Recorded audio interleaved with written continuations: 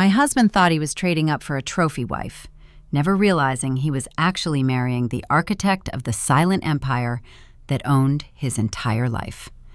When he finally served the divorce papers, he didn't just break our vows, he unwittingly handed me the key to his complete and total destruction. The ink on our marriage certificate had barely faded when Mark's life transformed overnight. It wasn't a windfall in the traditional sense. It was a deluge. His estranged uncle, a man whose existence Mark had dismissed as a series of drunken urban legends, passed away and left behind a real estate conglomerate that spanned 3 continents. I remember the night he told me.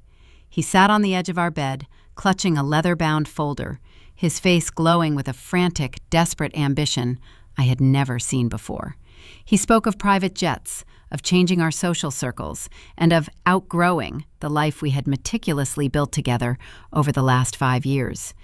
He didn't realize that while he was busy dreaming of yachts, I was busy managing the assets of a silent corporation that dwarfed his new inheritance 10 times over. He thought I was just a quiet, unassuming graphic designer who worked from home. He thought the occasional business trips I took were for freelance branding projects. He had no idea that I spent those hours in high-stakes negotiations, shifting liquid assets across borders, and ensuring that my clandestine empire, built from the ground up during my 20s, remained invisible to the tax authorities and, more importantly, to him. For years, I had kept my world compartmentalized. I played the role of the supportive, slightly codependent wife, keeping his fragile ego intact, while I quietly invested in everything from tech startups to distressed logistics firms. I was the architect of his comfort, though he believed his modest salary was the foundation of our stability. When the money hit his accounts, the mask didn't just slip, it shattered. The man who once cherished our quiet Sunday mornings became obsessed with perception.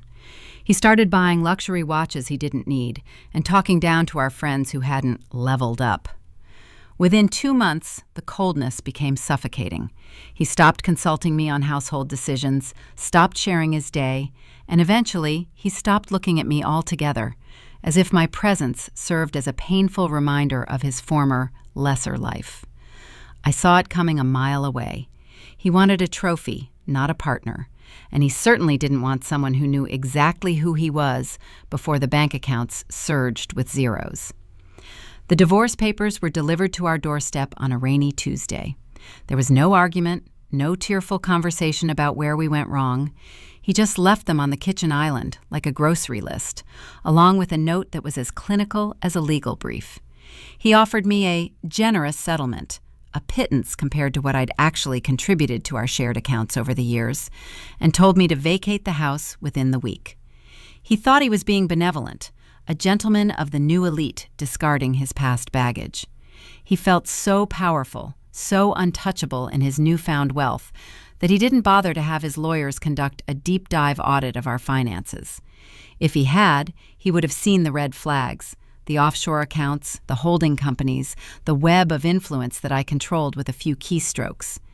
He walked through the house that final afternoon, checking off items for the movers, his eyes darting around with a predatory glee. He didn't look at me. He looked at the furniture, the art, the potential for a clean slate. I sat at the dining room table, sipping tea, watching him dismantle our life as if he were cleaning out a closet. He stopped in front of me, his expression hardened into that thin, corporate mask he'd been practicing. "I hope you understand, Elena," he said, his voice dripping with condescension. "This is just business. You were part of my life when I was stagnant. Now that I'm moving toward my potential, you just don't fit the aesthetic. Take the money, sign the papers, and disappear. It's better for both of us." I set my teacup down, the porcelain clicking sharply against the wood. I stood up, smoothing out my silk blazer, a piece that cost more than his car had 3 years ago, and looked him dead in the eyes. For the first time in 5 years, I didn't soften my gaze or tilt my head to appear smaller. I held his stare, and for a fleeting second, I saw a flicker of confusion ripple across his face. He didn't understand why I wasn't crying, why I wasn't begging, or why I was standing with such terrifying, composed stillness. I walked over to the kitchen island, picked up the pen he'd left beside the papers, and smiled. It wasn't a kind smile. It was the smile of a predator who had just realized the hunter had walked straight into a trap. "You know, Mark," I said, my voice low and steady, "you're right. We have moved in different directions, but you made a fatal error in your assessment of who I am." I signed the papers with a flourish, my handwriting neat and deliberate. I pushed the folder back toward him, but my hand lingered on the edge, preventing him from pulling it away. "You think you're cutting me loose, that you're finally free of the burden of our shared history, but you haven't just signed away a wife. You've signed away the very infrastructure that keeps your new empire afloat." He laughed, a sharp, nervous sound. "What are you talking about? I have my own team, my own lawyers.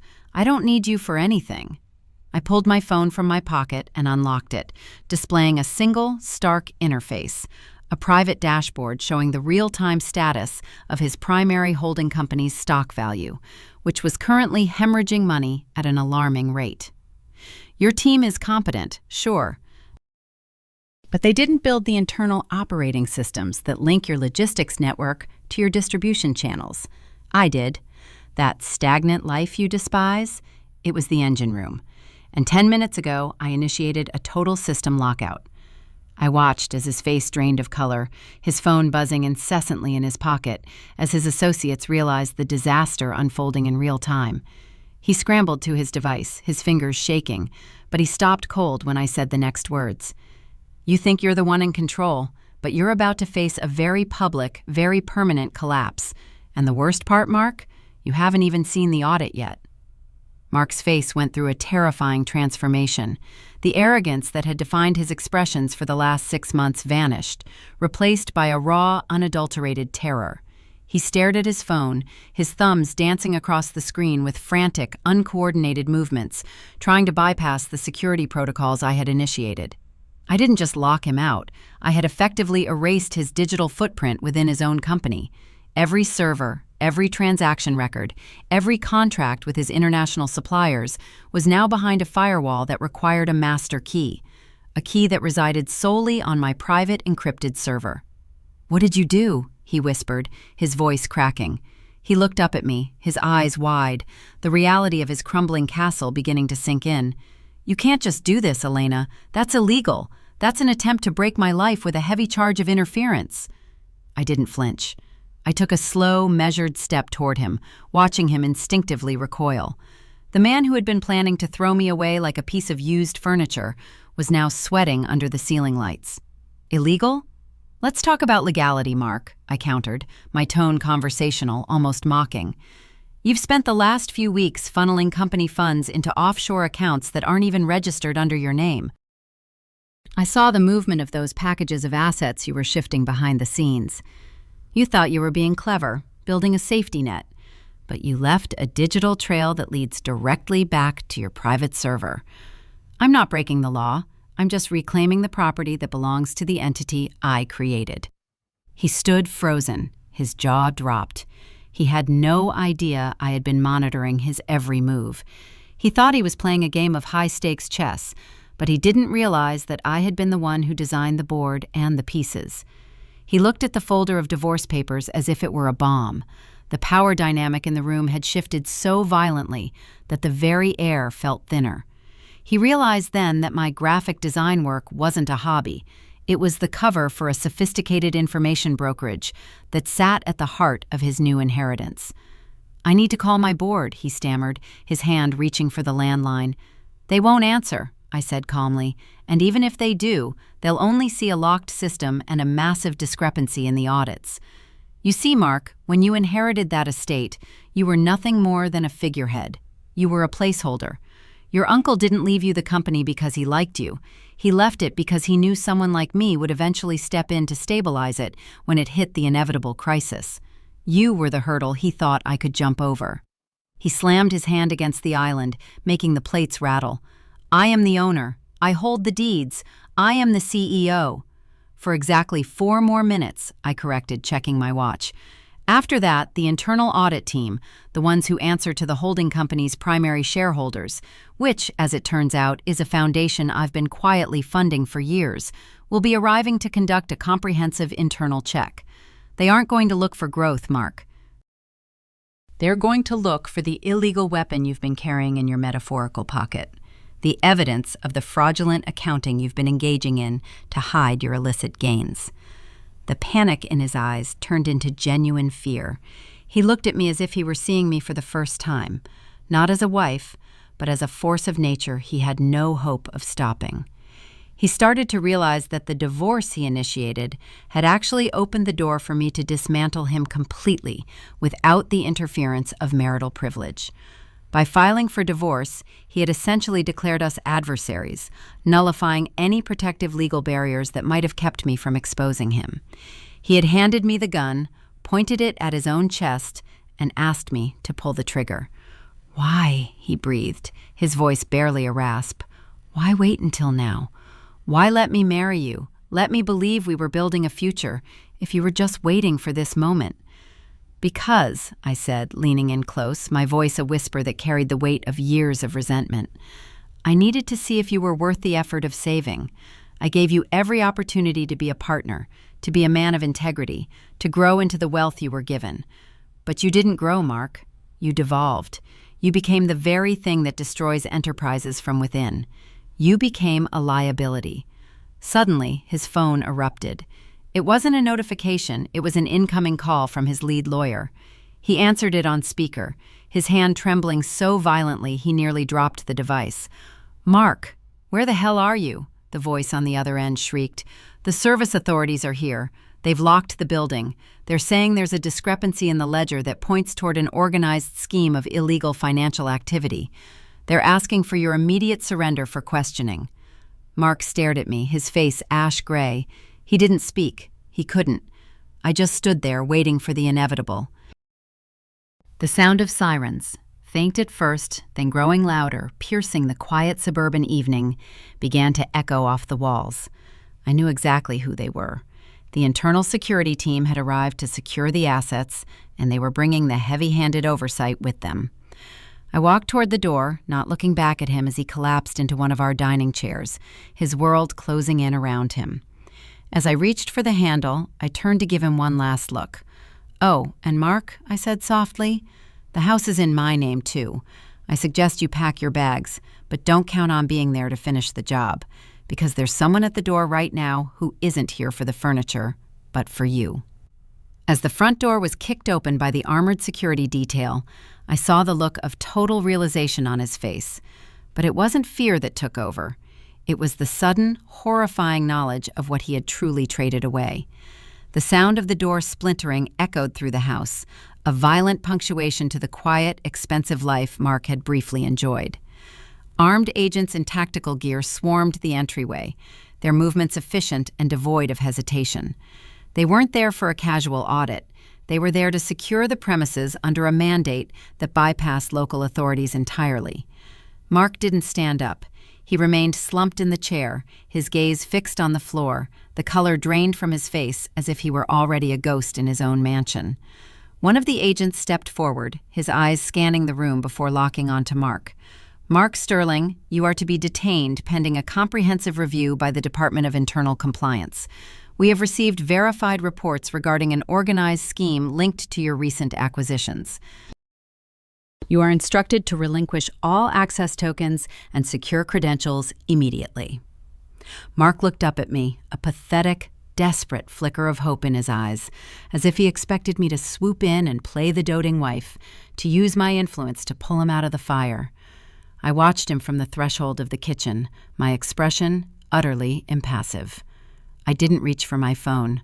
I didn't offer a word of comfort. I simply observed, feeling the strange, cold satisfaction of a closed circle. He had traded everything, our stability, our history, my respect, for the hollow promise of status. And now he was realizing that status was a currency that held no value in the face of true power. "Elena, tell them," Mark rasped, his voice sounding small against the backdrop of the agent's heavy boots on the hardwood. "Tell them this is a misunderstanding. You have the codes. Tell them you're managing the assets."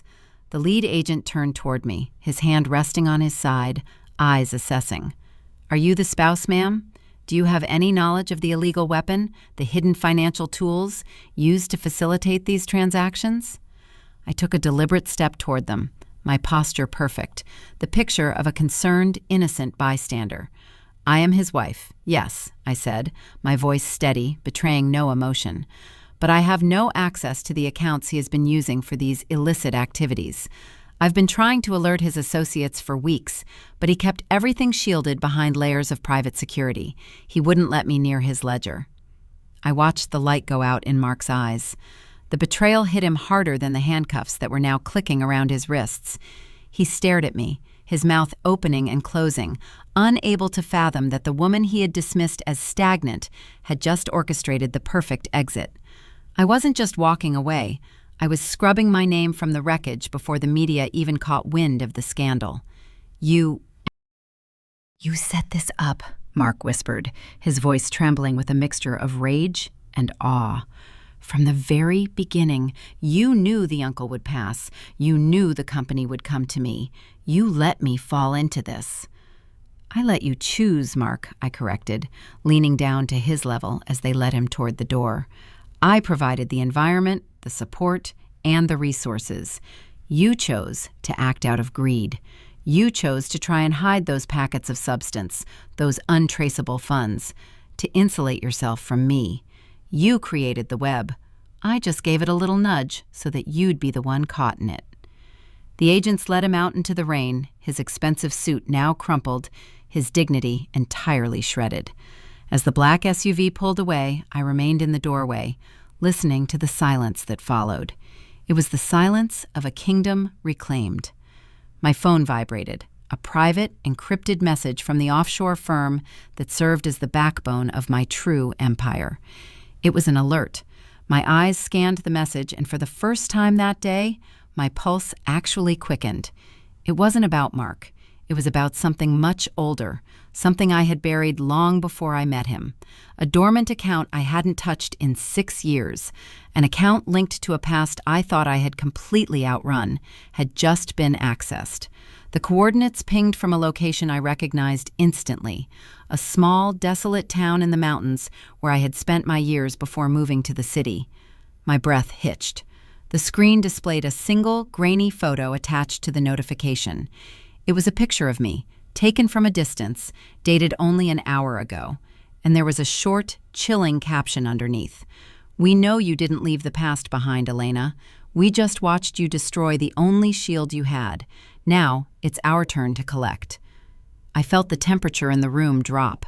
I had been so focused on dismantling Mark that I hadn't realized I had been the one being tracked all along. I turned back toward the living room, but stopped dead in my tracks.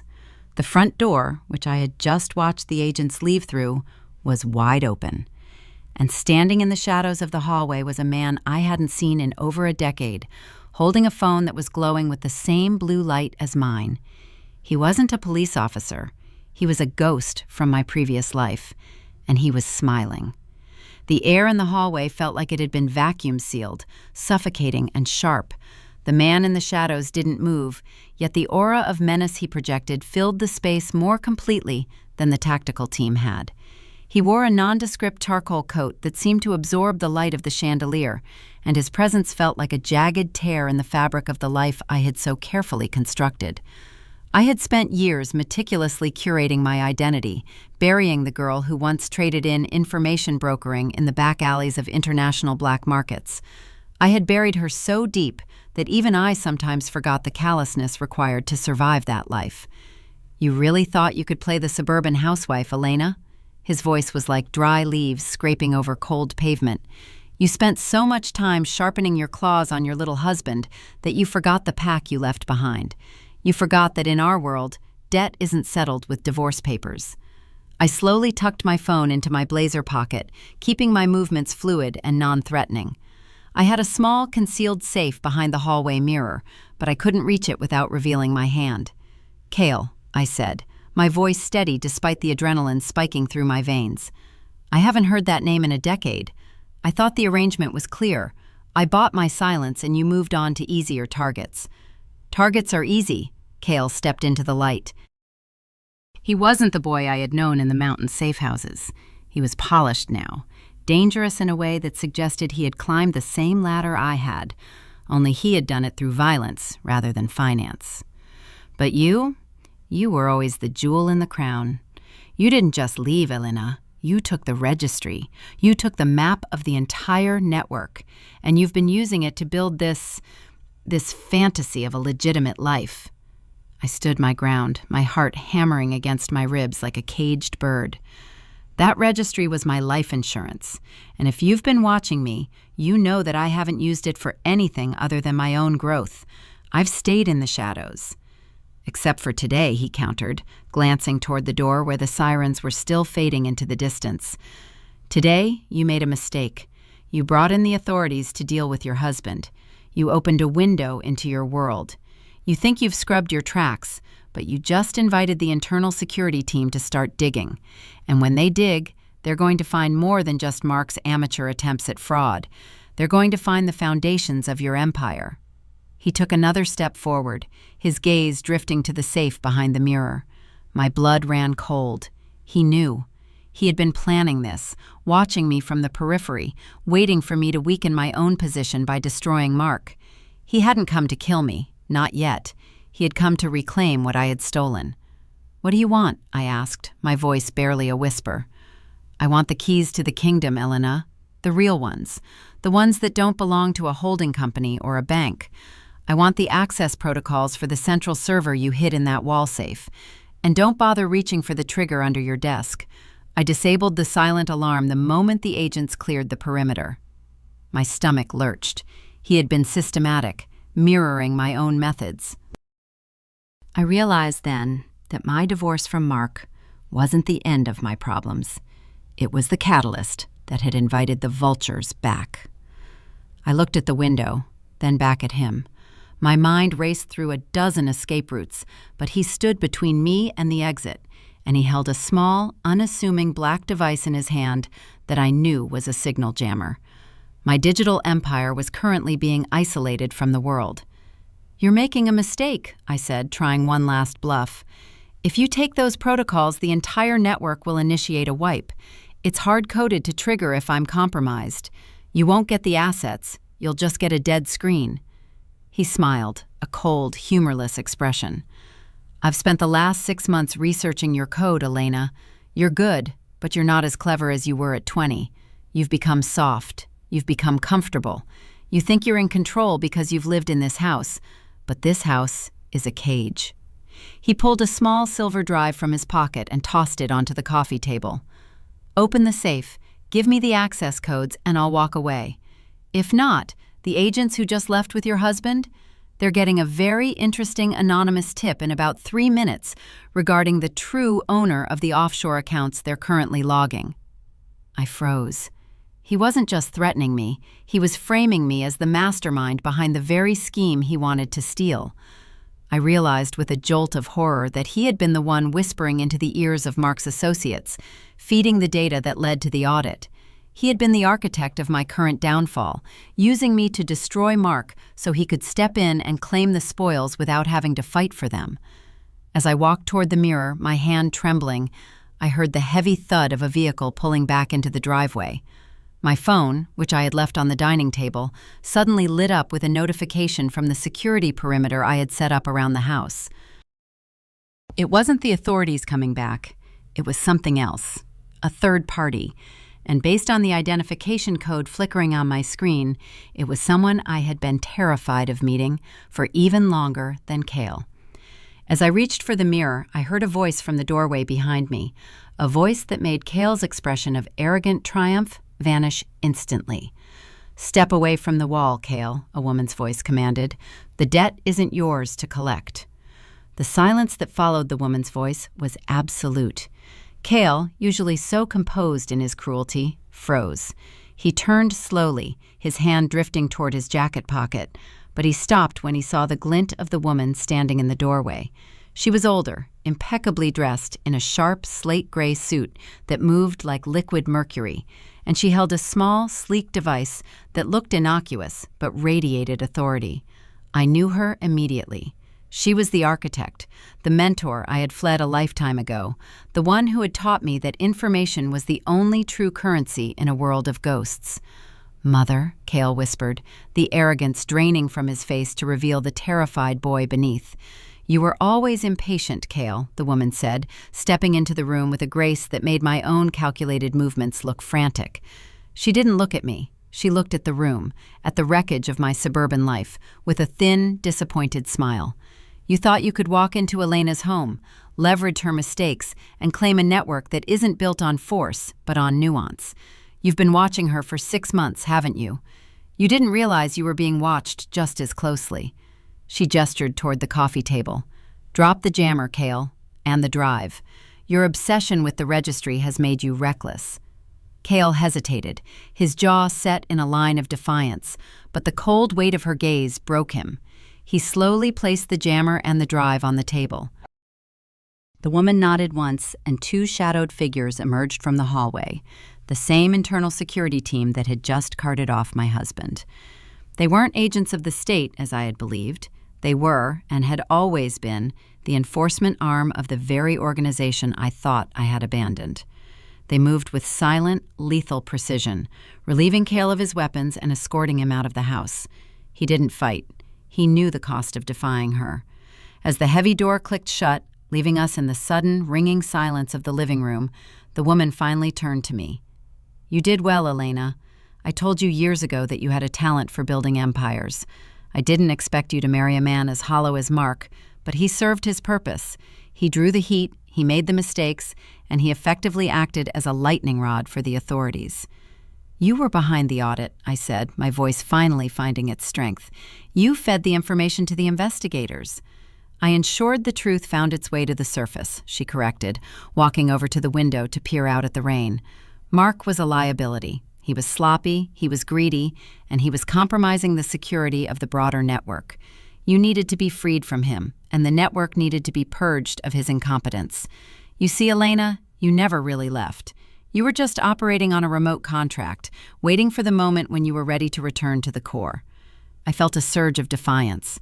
"I'm not going back. I built a life here. I have assets. I have connections. I have a future that doesn't involve your games." She laughed, a soft, dry sound.